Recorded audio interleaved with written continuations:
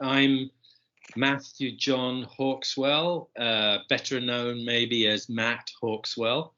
I don't know exactly when I joined Chisenhale, but I was living in East London, Southeast London, in Rotherhithe as part of the Dartington College of Arts first year of choreography degree. And in my year out, the kind of experiential, practical year, there was a theatre space in Hope Sufferance Wharf in Rotherhithe, which we used as a theatre and rehearsal space. And I already knew some of the other dance practitioners that then founded Chisenhale, because I worked as a technician on the Dartington College of Arts Dance Festival. And I did classes. I was also somebody who was interested in movement and physical theatre and bodies in space. I was never really a classically trained dancer. I didn't come from a if you like, an adolescent interest in classical dance or anything like that, or street dance particularly.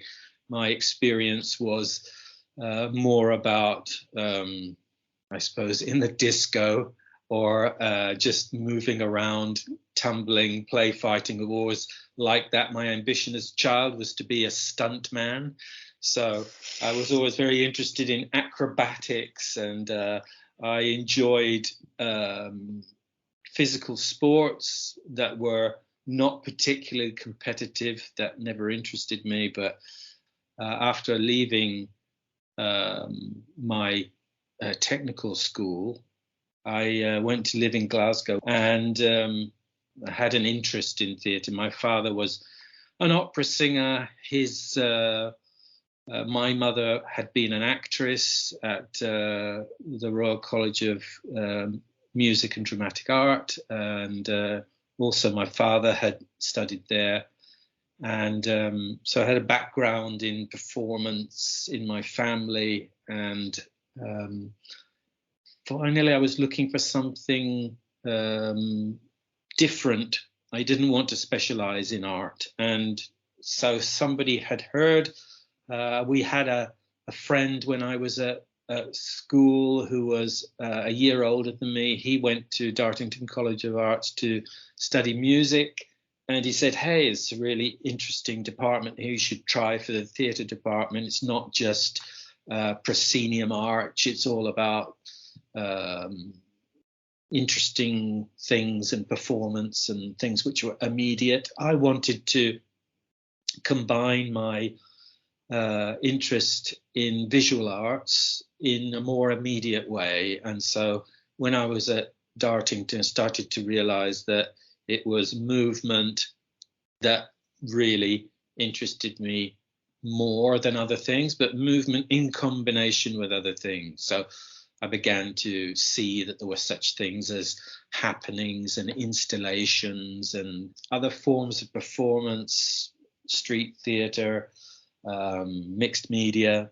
I had taken an interest in video editing and music production and lighting. And I suppose some of these skills also meant that I was attractive to other people in the Chisenhale collective. I also had a partnership in a building company. I was a contractor.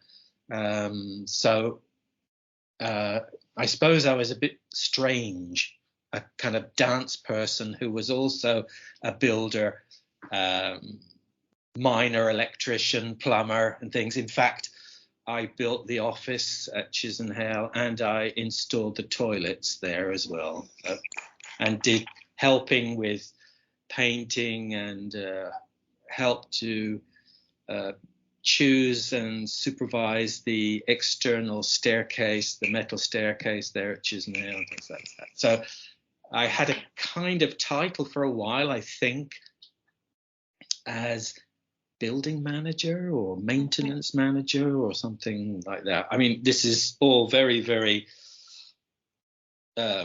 grandiose in the sense it sounds much more than it really was. But so I did that, and I always enjoyed spending time in the studio. The studio is what I enjoyed most of all, as far as performance, okay, sometimes, but it was studio work that I really enjoyed. That's where I got my sustenance, I suppose, artistically. What do I remember of Chisenhale? It was nearly always cold, really cold, even in summer. Yeah, and a constant kind of, I suppose, battle with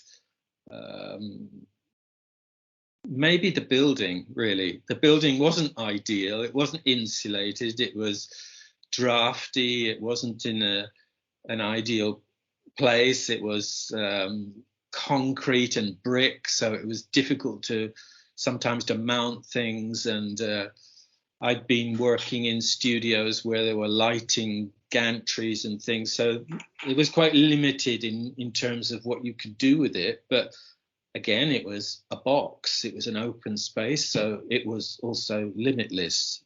I had been going to X6 when most of the people were still there.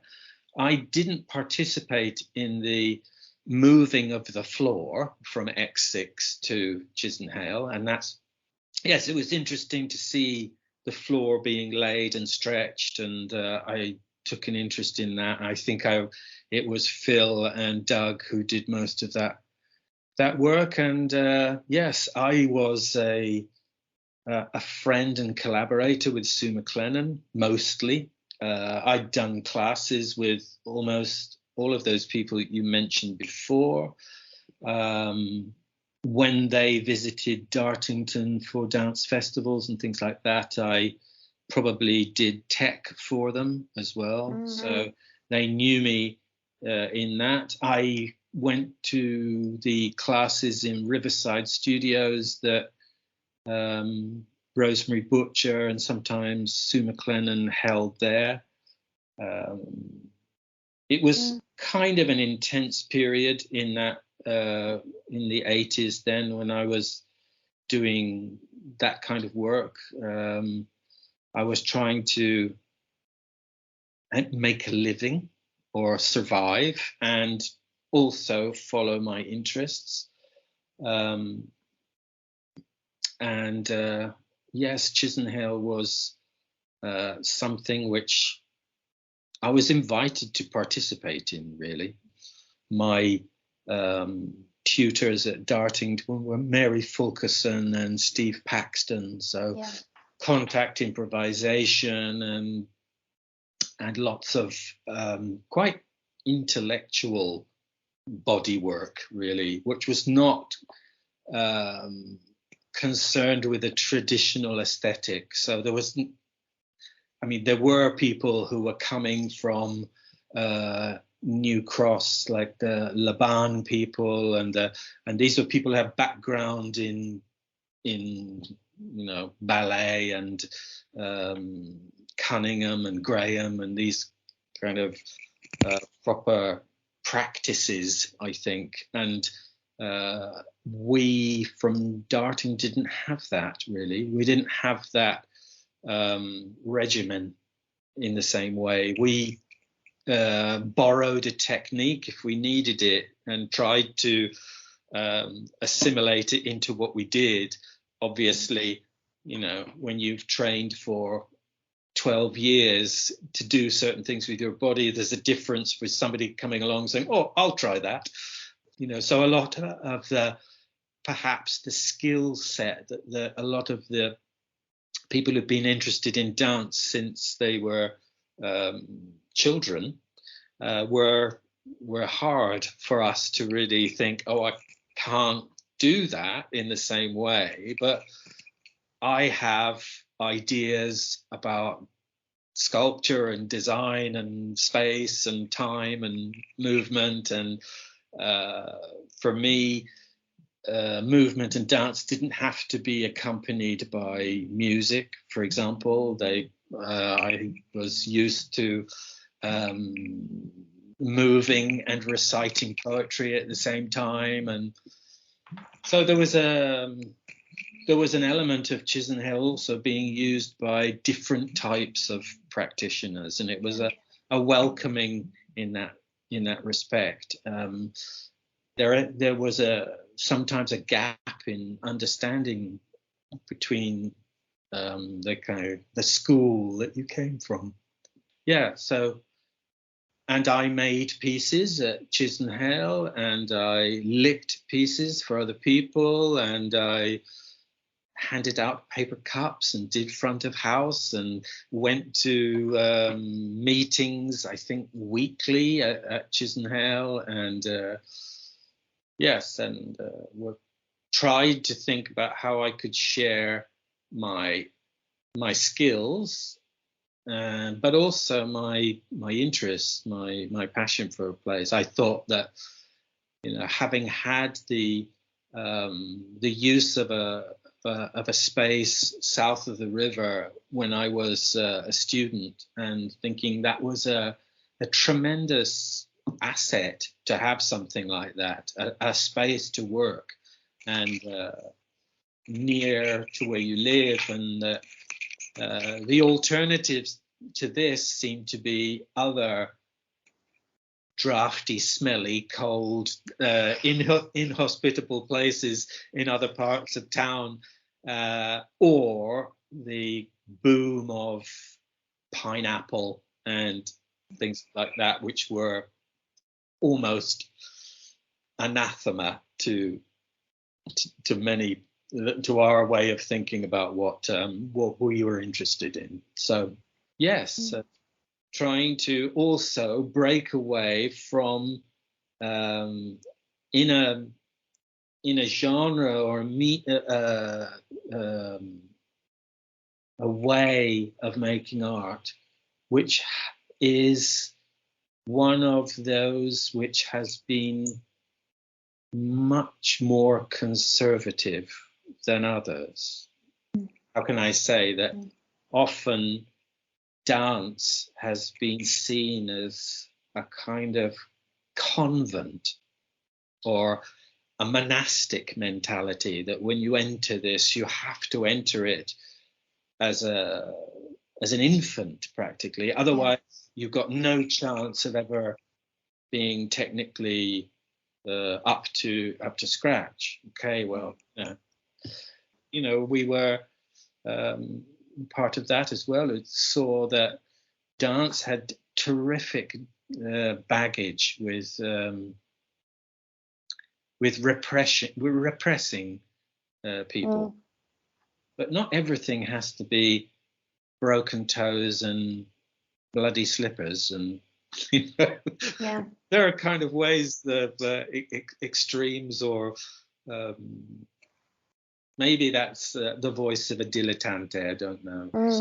Well, it's interesting because obviously it was called Chisenhale Dance Space, but if you look at the people that were involved in it, particularly at the beginning, there's you were just talking there about you're an interdisciplinarian.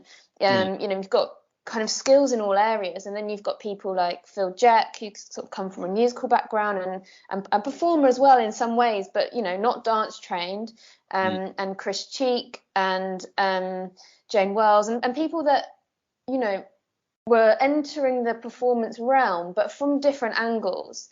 And so it's interesting that actually it's called Chisenhale Dance Space, but it's a way of thinking, I suppose, about movement, and not just about the performance itself, but those modes of production. How do you make performances? How do you work together?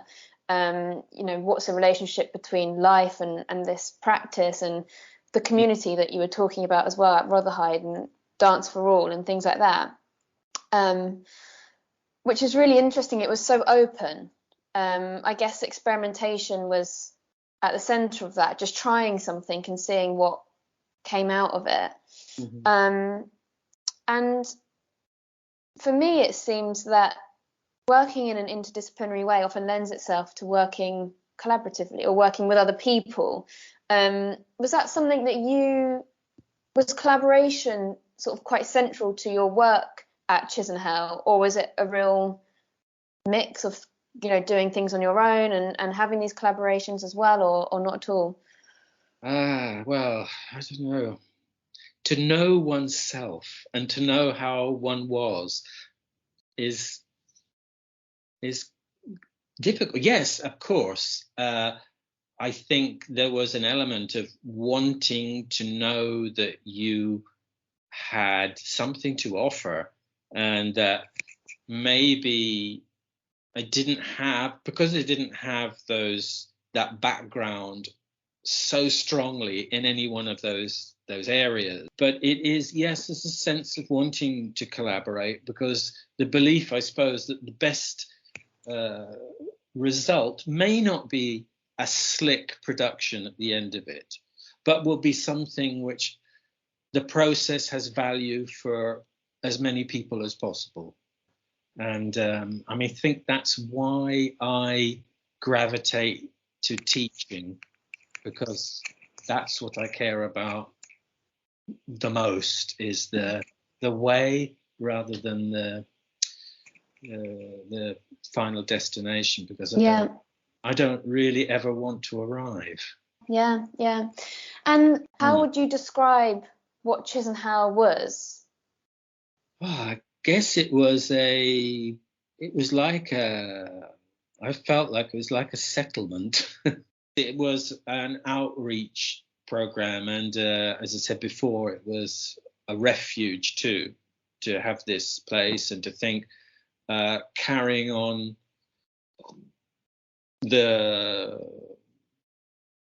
carrying the torch, if you like, into the next thing.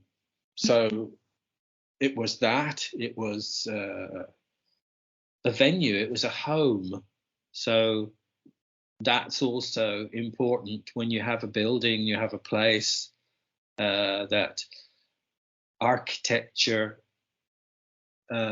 exudes a memory after a while, and that your occupation of a place, in the same way that, when the last scraps of paper are there and you leave a flat or a house for the last time, you look back tearfully, maybe, or maybe, thank God I'm getting out of here. I don't know, but there's a kind of a relationship with inhabiting a place, and